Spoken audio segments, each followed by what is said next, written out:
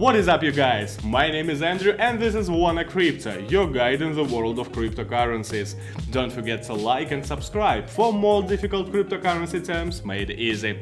Have you heard about the end of the world? Well, the one that scares us from time immemorial. Tomorrow it will be an asteroid. The day after tomorrow is war. And next week the aliens will arrive and nuke us all back to the Stone Age. That's about the same thing I often have to read about cryptocurrencies in general and Bitcoin in particular. Let's go!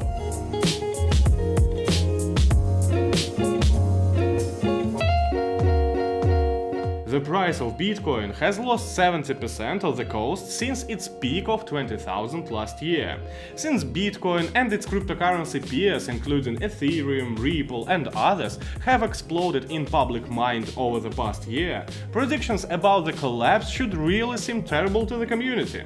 Bitcoin may eventually fail. The blockchain may turn out to be nonsense. But this hasn't happened yet. The first recorded statement about the collapse of Bitcoin was made in 2010 on a little-known blog. This historical statement about the death of Bitcoin was made when the cryptocurrency cost 23 cents. Now it's dancing around 6,500. In the 11th year, the emerging cryptocurrency was declared dead 6 more times, since its price ranged from $3 to $19.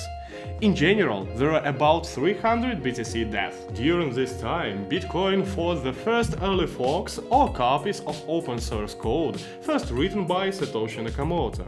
At this time, the widespread view was that in the end there would be only one cryptocurrency, the Swiss Army knife of global finance, which will be developed to include the best of all possible cryptocurrencies until the old-fashioned fiat currency, issued by central banks, will be absolutely dead.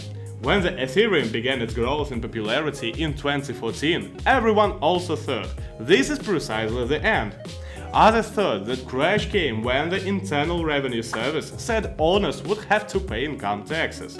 When the largest Bitcoin exchange in the world, Gox, was forcibly closed by a massive 500 million hack, many skeptics declared that cryptocurrency dead.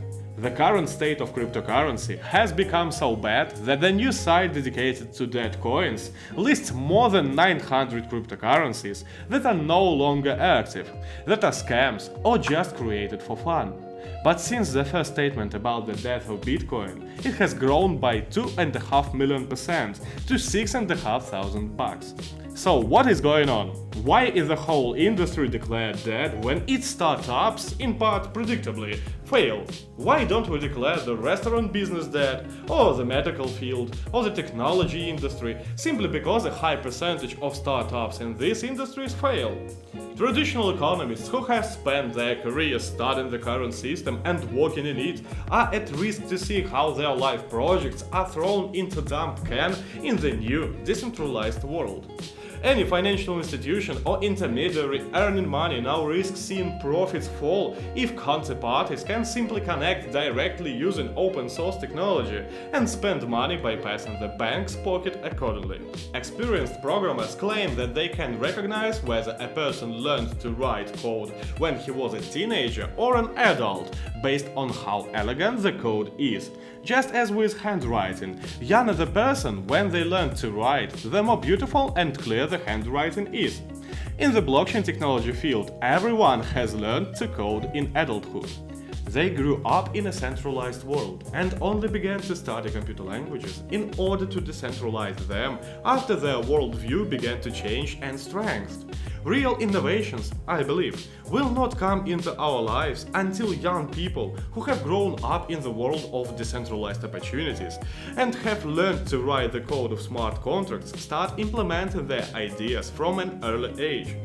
At the same time, if some people decide to trust cryptocurrencies and the blockchain, their descendants will remain immensely grateful to them, at least because of the contribution to development, popularization, and simply excellent prospects for growth of assets. Bitcoin is not dead. Blockchain is not dead. It is difficult to call the multi-billion-dollar industry dead at the stage of formation. What is happening now with the market? according to many experts, is a standard part of the cycle.